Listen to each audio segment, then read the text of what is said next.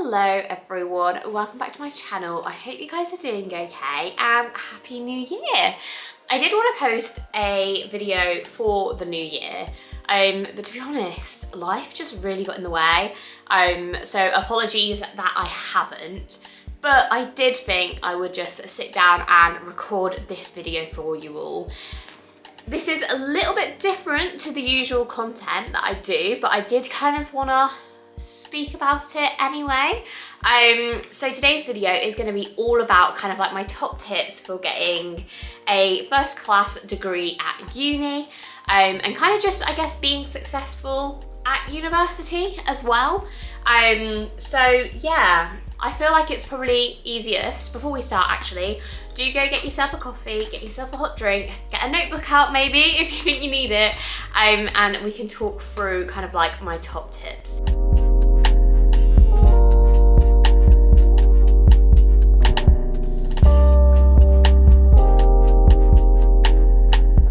Gonna move you guys that I feel like that's a bit better. Okay, so I feel like it's probably helpful to do a little bit about me before we start. So I went and studied at Sheffield Uni, so University of Sheffield. I absolutely loved it. I did history and politics, and then I stayed on for a master's as well in historical research. So I got a first class degree in my undergraduate and then a 2-1 in my master's. To be honest, that's a whole other story. It was a really intense time. But yeah, I got a first class degree at Sheffield. I absolutely loved it. I did come second in my year as well in the rankings, which is obviously nice. But yeah, so I feel like I can probably give advice on kind of suggestions for how to get yourself to those higher grades. I'd say that my advice probably applies to most like arts degrees. But feel free, if you're a science person, to comment down below if some of this advice does apply to you as well. I'd be keen to know, to be honest. Once I misread my timetable and I got to my lecture an hour early. God knows how I did it. And in essence, I had to sit through a science lecture for the whole science lecture before I could then stay to go to my history lecture, because basically I'd gone in and I'd sat down, you know, like as you walk into a lecture theatre, I'd sat on like an inside seat next to a wall, kind of like out the way, and then like the row filled up, and then I realised it was a science lecture, and then I was like, I can't leave, because it'd be obvious that I'm leaving, and it doesn't make sense why I'd leave at the beginning of a lecture. So anyway, yeah, if this applies to you science people, let me know. But without saying any more, let's get into the video, and of course don't forget to like and subscribe if you enjoy this video, if you found it useful, and if you want to be updated on the other things that are going on in my life. Okay, so my first tip, and I would genuinely say this is 100% the most important thing if you're wanting to get a first class degree. Like if you want to be good and you want to be a 2-1, you don't need to listen to this as much, but if you want a first and you want to score like those top marks, seriously, you need to be original. Like you need to bring something original to your writing, and I don't mean like style, I mean like an original thought, an original opinion. Like you need to be trying to say something that other people haven't said before. So like for me in history, my dissertation focused on a lot of areas that hadn't necessarily been studied in detail, so it made it easy for me to kind of look into what people hadn't said about it. But then also I looked at different historical theories and tried to bring different pieces of that together so that the theory I was applying to my historical evidence was completely original and wasn't one that other historians had used before. Obviously, that comes with a level of risk, right? Because if you get it wrong, you can get it quite wrong. But when you get it right, the marks you will get are insane. They are actually insane. I've had like professors who were the scariest people I have ever met, so impressed with my work purely because it was that original. So I do 100% believe that that's kind of like a real area you can go down to try and get those top marks, but then also make a name for yourself a little bit if you're wanting to stay on in academia This is something that's so important to build your credibility as someone that can take evidence and actually pull something from it, rather than just reading loads of academic works and basically saying the exact same thing as them, because that's really kind of like just 2-1 behaviour. There's no real thought going on there. So I definitely try and have a think about how to kind of do that in your work. And that kind of brings me then really nicely on to my second top tip. My second top tip is, obviously you need to do your reading, right? I feel like people kind of gloss over that a little bit, but if you want those top marks, you do need to do your reading. But when you're doing your reading, you need to start thinking about what opinions you have about that reading. So whether something is really clever about what the historian said and I can link it to this and that, or actually do you fundamentally disagree? And if so, why? And what evidence do you have? Like, I would come to seminars and I would have basically the reading kind of printed out or on my iPad, and I'd have annotations across the whole thing explaining what I agree with, what I don't agree with, what ideas it's given me to link to my own work. And I think doing that really helps to kind of broaden my horizons and actually make me think about some areas of history a lot differently, but also then to mix in a few different historical theories and methodologies. That was really helpful. But what I would say as well is going to seminars prepared with some of your original thoughts. It's a great opportunity to actually test those with your audience and see how people react. Do the tutors seem convinced by your ideas, or actually have they got a lot of reasons why they don't think your ideas are that great?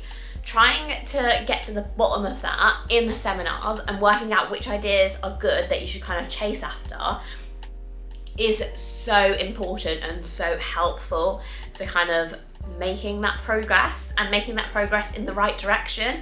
Kind of like what I was saying before, where you can go down the route of originality but maybe you get it really wrong. Practicing in seminars and testing your ideas in seminars is a great way to stop yourself from going down the wrong path completely. So I think those two, although I've counted them as kind of like separate tips, are definitely really similar and kind of ones you can do together. So definitely consider doing those. My third top tip is to make sure that you find an area of the topic you're studying that you're really, really passionate about. Obviously that can be easier said than done. I know a lot of people don't necessarily go to uni to study the subject that they love, but they kind of maybe just pick it because they feel like they need to pick something. I was quite lucky when I picked to study history. Like, I do absolutely love it, and studying history at uni was definitely one of the best things I've ever done. So for me it was quite a nice thing, but obviously I'm aware that's not the case for everyone. But I do think within that it's so important that you pick aspects of your modules or within your modules that you do enjoy to some degree, right? And I think that really helps to kind of motivate you, but again, it helps you to build up your own opinions and perspectives on that. I think in terms of me, obviously history was easy. Politics was a lot harder, and I did have to really try and think about the modules I was taking and what within them I actually found interesting and what parts of it I would actually enjoy. So I think it's really important for you to try and really think about that. There were some modules that I could not stand, and yeah, it was a lot harder to do the work for those modules than it was for the ones that I did enjoy. So I think it is really important, where you can, to try and pick those that you are passionate about and that you do love, because it will make your life so much easier. So my next tip is definitely, I mean, I feel like I've said with every single tip that they're important, but this one is important. And I think this is probably the one that most people don't do. And I think I'll say it and you'll be like, yeah, that's obvious. But I genuinely feel like most people, at least when I was at uni, did not do this. So that is to, first of all, attend office hours. at any given possibility, I would attend office hours basically most weeks. I think it was probably every 2 or 3 weeks when I was first starting uni. And then after that, during my dissertation and everything else, I was attending office hours every single week. And that would be office hours for every single different tutor I had in the different modules as well. Like, it was really intense, but it was an absolute game changer. So I would go to office hours with my essay plan. I'd go to office hours with an annotated bibliography. I would go to office hours with previous assignments and kind of say, you know, what did I not get right in this one? And I think one of the things that you have to do when you go to office hours, and this is the bit that people will find really awkward, and I get it, like I did get it, but I would literally go to office hours with my essay plan and kind of say, this is my essay plan, talk them through it, and then say, what about this essay plan do you think is not gonna get me a first? Like, what is it that isn't working here? What is it that you have doubts about? What is it that doesn't have enough evidence? And trying to work out basically what they're seeing on this page that they're not impressed with.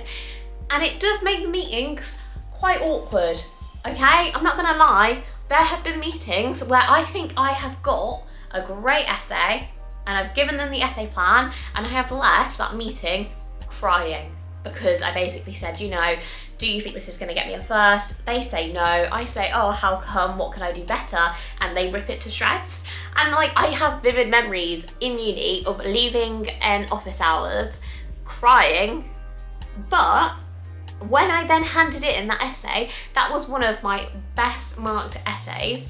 I'm pretty sure I was one of the top students in the class for that essay.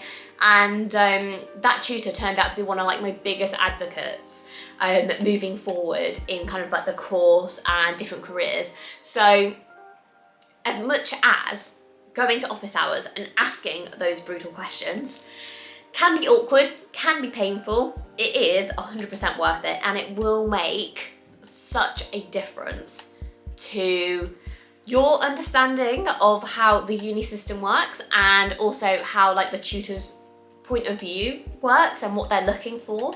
I think it's just so important to do that.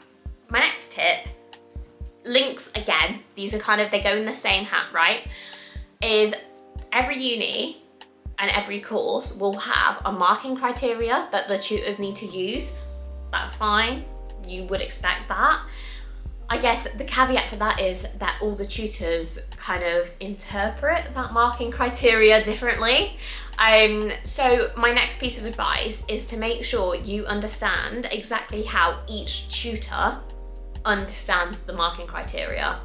And again, this is going to sound a bit intense, but I did used to go to sessions with the marking criteria printed out and ask the tutor to explain to me what they're looking for in a 2-1, what are they looking for in a first class essay, and how do they tell the two apart, that sort of thing. And then also looking at previous students' examples. So I will almost always, when a tutor sets an essay, ask for a past example of a 2-1 and a first class, so I can see exactly what the differences are between the two essays and how you can make your essay stand out compared to those of your classmates. And that was a literal game changer. It took me probably, I'm gonna be honest, a year to fully understand what the marking criteria meant, what it had to like, what I had to do to fulfill that, but also where the nuances were within it, where the tutors could kind of put their own spin on things. So I think it's really important for you to definitely feel you have a good understanding of that marking criteria, but then also to understand how your tutor that's going to be marking your essay understands that marking criteria as well. The next thing I'm gonna recommend to you all is to make sure that you find a space to study in that does really like fuel you without sounding really cringy. I had a bit of a complex relationship with this because halfway through my degree we had all the COVID lockdowns and everything, so it was a challenge, but it was definitely one of the most important things I've learned about how I work, and I think that is something important. Understanding how you work, and more specifically how you work when you're in different locations, is really helpful. So I knew that if I needed to do some really intense writing, that I was best sat in silent study with a coffee, hammering out the work in the library. That was like my dream location. And I used to have certain like library desks that they were just like perfect working conditions. There was hardly anyone around. You could just sit in silence. Like, I wouldn't even have my music on. It would literally be complete silence, and I'd be hammering out this essay with my coffee. That being said, breaks are so important, so do still make sure you're taking breaks. But I absolutely loved that location, but I knew that that location was good for writing the essay, but actually coming up with the ideas for the essay, that wasn't the best location. It'd take me a lot longer to come up with ideas when sat in silence. I feel like when you don't know what you want to say, silence is so much louder than when you do. So yeah, when I was brainstorming ideas instead, a lot of the time I would go to coffee shops with my notebook. I would literally do mind maps, and just any idea that came to me, I would write down. And then by the end of my brainstorming session, I would look at what's on my page and circle my top 3 ideas and basically make an essay out of those. So I would recommend that. But yeah, I did a lot of that in coffee shops. Sometimes I would go on walks and I would call someone or go on a walk with someone and brainstorm ideas with them. There's a lot of different options, but those were my kind of top locations that worked for me. Obviously, those locations might not work for you. It's all about working out what does work for you, and I think I do genuinely believe that everyone's brain does work differently, and I think that's one of the things that makes like the world amazing, is that everyone doesn't think the same. But that does mean, you know, you need to go out and you need to find those spaces that do help you thrive and do give you those ideas. And that can be spaces, that can be types of music. Like for me, a bit of classical music was really helpful, but also like when I was trying to get into like the headspace of certain historical periods, trying to listen to music that connected me to that time period really helped. But you can literally, you know, work out what works for you and then stick with it and repeat it for every essay assignment is definitely something I would recommend. And I do think, to be honest, was a bit of a game changer in terms of how I maintained being productive throughout that time period as well.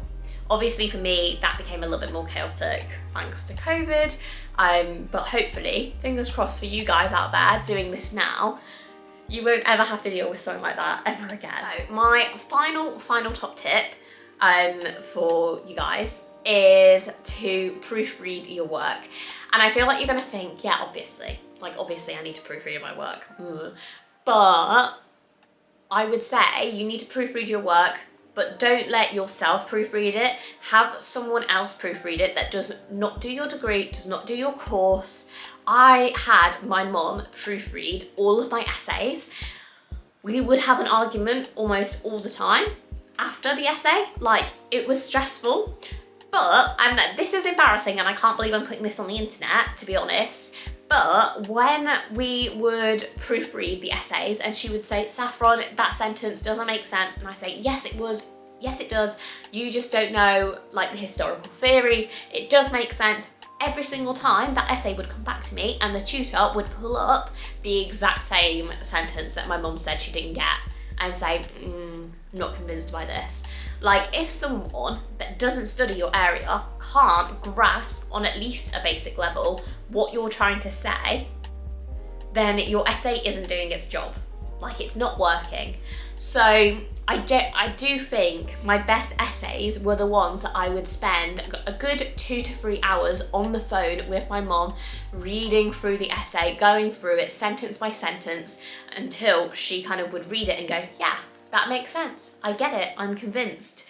If she's not convinced, then the essay isn't working, and then the tutor looks at it and you don't get that high mark. If you want that high mark, you need to be able to give your essay to someone that does not do your subject and they can read it and they can say, yeah, I like it, makes sense. That is genuinely the biggest game changer for me. Like the moment the penny dropped and I realised that everything my mum points out is the exact same thing the tutors point out, I realised that I needed to start actually taking other people's opinions a lot more and other people's feedback and just taking it on board and allowing myself to adapt. And I think it is hard, right? Because you do get a bit of an attachment to your work. You have put a lot of work, a lot of effort into this essay, but sometimes you do need to take that moment to separate yourself from it and let it be ripped apart and let yourself reconstruct it in a way that helps it do its job better and helps it get that message across to the audience better, because at the end of the day, that's what it's meant to do. And yeah, doing that really just changed the game for me. Okay guys, that does bring us to the end of this video. I hope it has been helpful. I tried to make it quite quick and snappy where I could, because yeah, if you're at uni, you probably don't have that much time on your hands and you probably do need to get cracking with your assignments. But yeah, I hope you've really enjoyed it. If these videos are actually helpful, do let me know. Same as if you've got any like questions that you want to ask, do pop them down in the comments. I always try and make time to actually go through and look at them, so feel free to pop anything down in the comments that you want to ask. I'm literally more than happy, and again, I'm happy to do another video on any of these topics and go through it in more detail if that's helpful. But yeah, I hope you have enjoyed it. Obviously, if you have, don't forget to give me a like and a subscribe. It does mean the absolute world. I usually do a lot of kind of like lifestyle content, so I'm more than happy to kind of branch out into a few of these areas as well if it's something that people want to see.